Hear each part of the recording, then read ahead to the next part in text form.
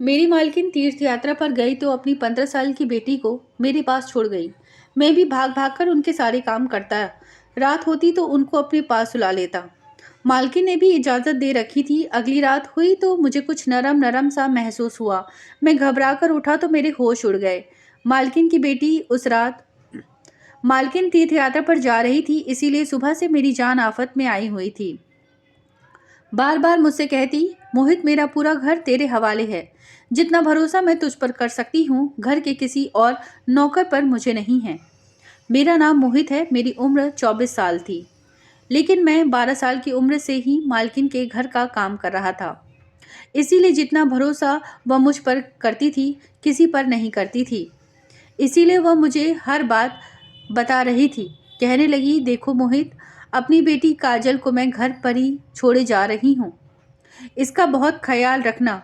तुम्हें पता है ना, इसे नींद में चलने की आदत है। मैं सर हिलाने लगा कि जी मालकिन, मुझे मालूम है।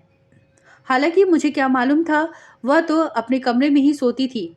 उम्र में 15 साल की थी, लेकिन ज़रा बावली किस्म की, बेवकूफ़ और लाडली। मालकिन की इकलौती थी, इसीलिए उसे लाड प्यार से रखा हुआ था। अभी तक गुड्डे गुड़ियों से खेलती थी। मैंने कहा, जी मालकिन, मैं इसका ख्याल रखूंगा। लेकिन इसके बाद जो बात मालकिन ने मुझे की, मैं तो दंग सा रह गया। वह कैसे मुझसे यह बात कर सकती थी। कहने लगी, रात को तुम मेरी काजल के पास ही सोगे, इसके कमरे में रहोगे। ये बात सुनकर तो मेरी पूरी आंखें हैरत से फैल गई थी। मेरा तो दिमाग ये सुनकर ही घूमने लगा था। मैंने कहा, मालकिन, मैं कैसे छोटी बेबी के कमरे में सो सकता हूँ। आप सोचकर तो बात करें, ये ठीक नहीं है। वह कहने लगी, मोहित, मुझे कुछ नहीं सुनना है। मैंने जो कह दिया बस कह दिया। तुम काजल के कमरे में ही रहोगे और वहीं सोओगे। मुझे मालकिन की यह बात किसी तौर पर सही नहीं लग रही थी, लेकिन बहरहाल मैं उन्हें बार बार इनकार नहीं कर सकता था। लेकिन मैंने दिल में यह पक्का इरादा कर लिया था कि मैं काजल के कमरे में नहीं सोऊंगा। मेरी मालकिन एक विधवा औरत थी, लेकिन बहुत अमीर थी। मालिक की बहुत सारी ज़मीन जायदाद थी जहाँ से खूब पैसा आता था, और एक ही बेटी थी जिसे उन्होंने लाड़ प्यार से पाला। जब मैं मालकिन के घर में काम करने के लिए आया था तो इस वक्त मालिक जिंदा थे। उन्होंने तो मालकिन को फूलों से तरह रखा था। बहुत प्यार करते थे वह मालकिन से। लव मैरिज थी उनकी। दोनों एक साथ बहुत खुश थे। काजल के पैदा होने से चंद महीने पहले मालिक का कार हादसे में देहांत हो गया। मालकिन सदमे में ही दीवानों जैसी बातें करने लगी। वो कभी कहती कि वो अभी आ जाएंगे, मुझे छोड़कर यूं नहीं जा सकते। मैं इस वक्त 10 साल का था, लेकिन मालकिन की हालत देखकर फूट फूट कर रोया था, क्योंकि उनका रवैया शुरू से ही मेरे साथ बहुत अच्छा था। वह मेरा बड़ा ही ख्याल रखती थी, इसीलिए मुझसे उनका दुख देखा नहीं जाता था। जब काजल पैदा हुई तो पहले तो मालकिन बहुत रोई थी, मालिक को याद करके, लेकिन फिर उनका दिल काजल के साथ लग गया। मालकिन के माँ बाप ने बहुत चाहा कि मालकिन दूसरी शादी कर ले, लेकिन उन्होंने साफ इनकार कर दिया। कहने लगी कि नहीं, मुझे अपने पति से बहुत मोहब्बत है और मैं अपने सारी जिंदगी अपने पति के नाम पर गुजार दूंगी। मालकिन ने फिर यही किया। पूरा घर उन्होंने संभाल लिया था। इतने नौकर को वह देखती थी। 14 साल का वक्त गुजर गया था। मालकिन का सबसे ज्यादा वफादार और भरोसे वाला करने वाला नौकर मैं था। कारोबार की देखरेख भी मालकिन ने मेरे हवाले कर रखी थी, लेकिन मैंने भी नमक का हिसाब चुकाया था। एक एक पाई का हिसाब मालकिन को देता था। इस साल मालकिन के माँ बाप तीर्थ यात्रा पर जा रहे थे, इसीलिए मालकिन ने कहा कि वह भी तीर्थ यात्रा पर जाना चाहती है। यह सुनकर पहले तो काजल ने हंगामा खड़ा कर दिया था कि वह अकेले यहाँ नहीं रहेगी, लेकिन उसके फाइनल पेपर थे, इसीलिए मालकिन कहने लगी कि मैं तुम्हारी पढ़ाई को खराब नहीं करना चाहती, इसीलिए तुम अगली बार मेरे साथ चली जाना। बड़ी मुश्किल से वो मानी थी, लेकिन जो कुछ मालकिन मुझसे कह रही थी वह बात मुझे सही नहीं लग रही थी, और मालकिन मुझे सब कुछ समझा बुझा कर तीर्थ यात्रा पर चली गई। और उनके जाते ही मैंने सोफे पर बैठकर सुकून का लंबा गहरा सांस लिया। फिर खाना बनाने वाले को बुलाया और अपने लिए बढ़िया सी चाय बनवाई। लेकिन मालकिन के होते हुए मैं कभी भी सोफे पर नहीं बैठा। हालांकि उन्होंने मुझे कभी इनकार नहीं किया था, लेकिन मैं मालकिन और नौकर का लिहाज हमेशा कायम रखता था। लेकिन अब सोच रहा था कि मालकिन गई है तो कुछ दिन मालिकों वाले ठाट में मैं भी करके देख लूं। मैंने सुकून की सांस ली और मज़े से अपनी दोनों टांगे सामने शीशे के टेबल पर रख दी। रिमोट हाथ में टीवी पर चैनल बदलने लगा। अभी मैं सोच ही रहा था कि कौन सा चैनल देखूं कि तभी कमरे का दरवाज़ा खुला और काजल हॉल में आई। जब उसने मेरे बैठने के तौर तरीके देखे तो माथे पर बल डालकर बोली, मोहित के बच्चे, तुम्हारी शिकायत तो मैं माँ के आते ही उन्हें लगाऊंगी कि कैसे उनकी कीमती टेबल पर तुम पाँव पसार के बैठे थे। यह सुनते ही मैं हड़बड़ा कर बिल्कुल सीधा होकर बैठ गया। मैंने कहा कि छोटी बेबी, ऊपर वाले के लिए मालकिन से मेरी शिकायत न लगाना। मैंने फौरन से टीवी बंद किया और रिमोट साइड पर रख दिया। काजल माथे पर गुस्सा चढ़ाए हुए आराम से आकर सोफे पर बैठ गई और रिमोट में भी अपने हाथ में पकड़ लिया। कहने लगी, माँ घर पर नहीं है तो इसका मतलब यह नहीं समझना कि तुम लोगों को मैं सर पर चढ़ाऊंगी। जब तक वह घर पर नहीं है, इस घर की मालकिन मैं हूँ। इसीलिए जो मैं कहूँ तुम लोग वही करोगे। मैंने सीने पर हाथ रखा और सर झुकाया। जी जी, क्यों नहीं, छोटी मालकिन, जैसा आपका हुक्म। अंदर से मेरा जी तो जल के रह गया था।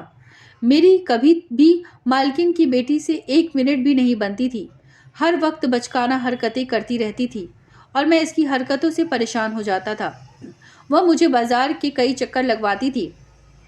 कहती थी कि तुम ही मेरे लिए सामान लाओगे, ड्राइवर नहीं जाएगा, ना ही कोई दूसरा नौकर। मालकिन भी उसे कुछ नहीं कहती थी क्योंकि वह उनकी लाडली बेटी थी। मुझे ही कहती थी, जाओ मोहित, जो छोटी मालकिन कहती है वह कर दो। चाय का कप नौकर लेकर आया तो मुझे ऐसे खड़ा देखकर अजीब सी हंसी मुझ पर हंसा था। कहने लगा, अभी तो बड़ा रौब जमा रहे थे, आ गए ना अपनी औकात में। मैंने उसे घूर कर खा जाने वाली नजरों से देखने लगा था। उसने चाय का कप टेबल पर रखा। जो चाय मैंने पीनी थी वह बड़े मज़े से काजल पी रही थी। ऐसे ही पूरा दिन इधर उधर के कामों में ही गुजर गया। जैसे ही रात हुई मैं अपने क्वार्टर में जाने लगा तो काजल कहने लगी, तुम कहाँ जा रहे हो? मोहित, माँ ने कहा था कि तुम मेरे कमरे में सोओगे। यह सुनते ही मुझे मालकिन की बात याद आ गई। मैंने हैरानी से काजल की तरफ देखा। मैंने कहा, छोटी मालकिन, मुझे अपने क्वार्टर के अलावा कहीं नींद नहीं आती। घर में और नौकरानी भी है, आप से उन्हें में से किसी को अपने साथ सुला लें। वो कहने लगी, माँ ने कहा था तुम सोओगे तो मतलब तुम ही सोओगे। चलो शराफत से आ जाओ मेरे कमरे में और कालीन पर जाकर लेट जाओ। मैं कमरे में आ तो गया था लेकिन मुझे अजीब सी बेचैनी सी शुरू हो गई थी। काजल बेड पर जाकर लेट गई थी। उसने लाइट ऑफ कर दिया। कमरे में इस वक्त गुप्त अंधेरा था। मेरा दिल बड़ी जोर जोर से धड़क रहा था। भले वह 15 साल की थी लेकिन मैं तो 15 बरस का ना था। मुझे किसी एक बात का याद आने लगी जो मैंने कहीं बाहर सुनी थी कि जहाँ एक मर्द और एक औरत हो वहाँ तीसरा शैतान होता है। पता नहीं मालकी ने ऐसा क्यों कहा कि मैं उनकी बेटी के कमरे में अकेला रहूं। उनको चाहिए था कि वह नौकरानी को काजल के साथ सुलाती। कमरे में हल्की सी रोशनी थी। एक नज़र मेरी बेड पर लेटी काजल पर पड़ी तो उसके चेहरे पर जाकर मेरी नज़र टिक गई। सोई हुई बड़ी मासूम सी लग रही थी, बिल्कुल खुलकर सो रही थी। एकदम ही मैंने अपनी नज़र बदली, अपनी आंखें ज़ोर से बंद कर ली और सोने की कोशिश करने लगा कि इससे पहले कि मुझ पर शैतान हावी हो जाए मैं सो जाऊं। ऊपर वाले का ध्यान करते करते न जाने कब मेरी आंख लगी थी। घड़ी की तेज अलार्म बजने पर मेरी आंख खुली तो मैं हड़बड़ा कर उठ बैठा तो देखा कि काजल नींद में ही अपनी घड़ी का अलार्म बंद कर रही थी। मैंने सामने लगी घड़ी की तरफ देखा तो 7 बज रहे थे। मैं फौरन से उठकर उसके कमरे से बाहर निकल आया। उसे स्कूल जाना था और उसका पेपर भी था। मालकी ने कहा था कि ड्राइवर के साथ काजल को अकेला मत भेजना। इसीलिए जब काजल तैयार होकर कमरे से बाहर आई, ड्राइवर के साथ मैं जाकर उसे स्कूल छोड़ आया। इसके बाद मैं ज़मीनों का हिसाब किताब देखने लगा। इस हिसाब किताब की सारी मेरी जिम्मेदारी थी। उन कामों में ऐसा उलझा कि मुझे याद ही नहीं रहा था कि काजल को वापस लेने भी मुझे ही जाना था। जब तक मैं न जाता ड्राइवर भी काजल को स्कूल से लेने नहीं जाता और यह मालकिन का हुक्म था। मैं अपने कामों में ऐसा लगा हुआ था कि मेरे दिमाग से यह बात निकल चुकी थी। 12 बजे काजल की छुट्टी होती थी और मुझे 2 बज चुका था कि जब मेरे फ़ोन पर बेल बजने लगी और जब मैंने नंबर देखा तो मालकिन का था। मैंने जल्दी से फ़ोन उठाया तो वो मुझ पर भड़क उठी। कहने लगी, मुझे काजल की कॉल आई थी, वह अभी तक स्कूल में है, तुम उसे लेने क्यों नहीं गए? यह सुना था कि मेरा दिमाग घूम गया। मैं तो बिल्कुल भूल चुका था। मैंने कहा, मालकिन, वह तो मैं ज़मीनों के हिसाब किताब में लगा हुआ था। मालकिन कहने लगी, जाओ जाकर उसे लेकर आओ। मैंने सारे खाते बंद किए और घर से बाहर निकला। सामने ड्राइवर को मैंने गुस्से वाली नज़रों से देखा था। मैंने कहा, तुम मुझे बता नहीं सकते थे कि छोटी मालकिन की छुट्टी हो गई है? वह कहने लगा, मैं क्यों बताऊं? मालकिन तो तुम्हें सब नौकरों का सरदार बनाकर गई है। उन बातों का तुम खुद ख्याल रखो। ड्राइवर की बातों ने मुझे गुस्सा दिला दिया था। मालकिन क्या गई थी कि सारे नौकर सर पर चढ़ गए थे, वरना उनके सामने तो सर झुकाए रखते थे।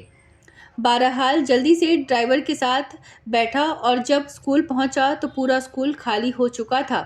सिर्फ काजल ही स्कूल में थी। यहाँ पर चौकीदार मुझे देखकर बोला, इतनी लेट क्यों? वह गुस्से से लाल पीली होती हुई गाड़ी में बैठ गई। जितनी देर में घर नहीं पहुंचा वह मुझे बस बातें ही सुनाती रही। कहने लगी, माँ को आने दो, तुम्हारे कान खिंचवाई तो फिर मुझसे कहना। मेरा कसूर था, इसीलिए मैं चुपचाप उसकी सारी बातें सुनता रहा। घर पहुंचे तो खाना बनाने वाले ने ही खाना तैयार नहीं किया हुआ था। नौकरानी ने भी घर की सफाई ठीक से नहीं की थी, बस अपनी बातों में बिजी थी। यह देखकर तो मेरा सर चकराने लगा था। मालकिन के बगैर तो पूरा घर ही अस्त व्यस्त हो गया था। मैं उन्हें कुछ कहता तो सब कहते कि तुम भी हमारी तरह नौकर हो, ज़्यादा हमारे सर पर सवार मत हो। मैं तो मालकिन के बिना बौखला के रह गया था। मैंने नौकरानी से ठीक से सफाई करने को कहा। अपनी निगरानी में पूरे घर की को साफ सुथरा करवा दिया। रात को मैं थक चुका था। जब मैं काजल के कमरे में गया तो वह तेज़ आवाज़ों में अपने स्कूल का याद कर रही थी। मैं हाल के सोफे पर जाकर सो गया क्योंकि दिन भर का थका हुआ था। रात को मुझे लगा जैसे हॉल में कोई और मौजूद है। किसी के कदमों की छाप मुझे सुनाई दी। मैंने आंखें खोलकर देखा तो मुझे लगा जैसे कि कोई आदमी काजल के कमरे के बाहर खड़ा हो और उसके कमरे की खिड़की से अंदर झांकने की कोशिश कर रहा हो। मैंने तेज़ आवाज़ में कहा, कौन है वहाँ? तो फौरन से कोई किचन की तरफ भागता हुआ चला गया। मैंने एकदम से उठा किचन की तरफ भागा, लेकिन इस वक्त किचन बिल्कुल खाली नज़र आ रहा था। मैंने लाइट जलाई, वहाँ कोई भी नहीं था। एक दरवाज़ा किचन का बाहर की तरफ भी खुलता था। जब मैंने वहाँ देखा तो उसकी कुंडी खुली हुई थी। जब मैं वहीं से बाहर निकला, वहाँ भी सन्नाटा था। मैंने किचन के दरवाजे को अंदर की तरफ से कुंडी लगाई और वापस हॉल में आकर लेट गया। यह सोचने लगा कि कौन आदमी था जो रात के इस वक्त अंदर आया था। न जाने मुझे क्या सूझा, मैं काजल के कमरे में चला गया। वह बेड पर सोई हुई थी। मैं जाकर कालीन पर लेट गया। जैसे ही कुत्ते के भौंकने की आवाज़ आने लगी तो काजल शायद नींद में डर रही थी। कहने लगी, माँ मुझे डर लग रहा है, ये कुत्ते मुझे खा जाएंगे। माँ मेरा हाथ पकड़ लो। वह बेड में अपना हाथ मार रही थी। नींद में शायद मालकिन को ढूंढ रही थी। मुझे समझ नहीं आ रहा था कि ऐसे मौके पर मुझे क्या करना चाहिए। बहरहाल मैं अपने बेड से उठा और अपना हाथ काजल के हाथ में दे दिया। मेरा हाथ पकड़कर वह फिर से गहरी नींद में सो गई थी। काफ़ी देर में खड़ा इंतज़ार करता रहा कि वह कब गहरी नींद में जाए और मैं अपना हाथ उससे छुड़वाऊं। जब वह गहरी नींद में सो गई तो मैंने धीरे से अपना हाथ उसके हाथ से अलग किया और दोबारा कालीन पर जाकर लेट गया। इसके बाद मैं काजल के कमरे में ही सोने लगा था। एक नौकर ने दूध की खीर बनाई तो कहने लगा कि तुम भी खा लो, बड़ी सुकून की नींद आएगी। मैंने भी वह खीर खा ली और रात को काजल के कमरे में चला गया। इस रात वाकई मुझे बड़ी गहरी नींद आई थी। मैं जो सोया था, सुबह ही मेरी आंख खुली। जब मैंने देखा तो बेड खाली था। इस वक्त सुबह के 6 बज रहे थे। उस वक्त तो काजल नहीं जागती थी और वैसे भी आज रविवार का दिन था, छुट्टी थी। मैं कमरे से बाहर आया तो काजल वहाँ पर नहीं थी, कहीं भी नहीं थी। मैंने उसे पूरे घर में देखा, मुझे कहीं नज़र नहीं आई। मेरा दिल तो धक से रह गया था। मैंने तमाम नौकरों को शोर मचा के जगा दिया। सभी उसे ढूंढने लगे लेकिन वह पूरे घर में कहीं नहीं दिखी। मेरा तो वो हाल था कि काटो तो खून ना निकले। मेरा रंग पीला पड़ चुका था। मालकिन उसे मेरे भरोसे छोड़कर गई थी। मैं कैसे रात को गहरी नींद में सो गया। तब मुझे पता चला कि खाना बनाने वाला बावर्ची भी वहाँ से गायब है। फिर मेरे ख्याल में आने लगा कि कुछ दिन पहले मैंने एक आदमी को काजल के कमरे के बाहर देखा था। वो भागता हुआ किचन में गया था।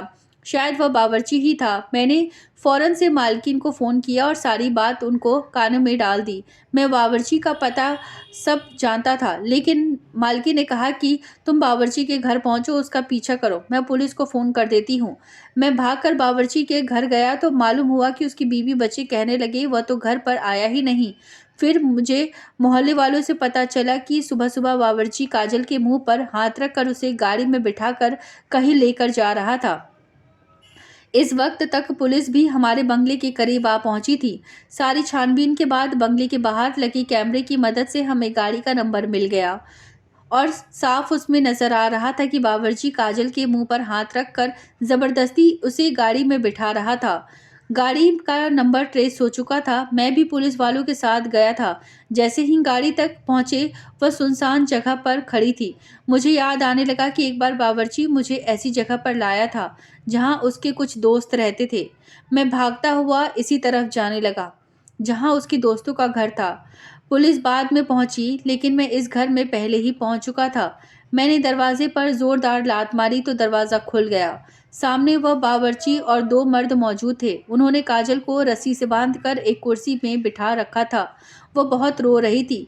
यह देखकर तो मेरा खून खौल उठा था। मैंने न आओ देखा न ताओ और उन तीनों की पिटाई शुरू कर दी। इतनी देर में पुलिस वहां आ पहुंची। उनको पकड़कर जेल में बंद कर दिया। रोते हुए काजल मेरे गले लग गई। बहुत डरी हुई थी। मैंने कहा कि तुम परेशान न हो। जब तक मैं जिंदा हूं तुम्हें कोई भी नुकसान नहीं पहुंचा सकता। चंद दिनों में मैं मालकिन भी वापस आ गई थी। मालकिन काजल को गले लगाकर रोने लगी और मुझसे कहने लगी कि तुम पर मुझे भरोसा है कि तुम मेरी बेटी की हिफाजत करोगे। मैंने कहा मैं इसे हमेशा अपनी छोटी बहन की तरह समझता हूँ और जब तक मैं जिंदा हूँ आप बेफिक्र रहें। ना तो आपको कोई आंख उठाकर देख सकता है और ना ही काजल की तरफ।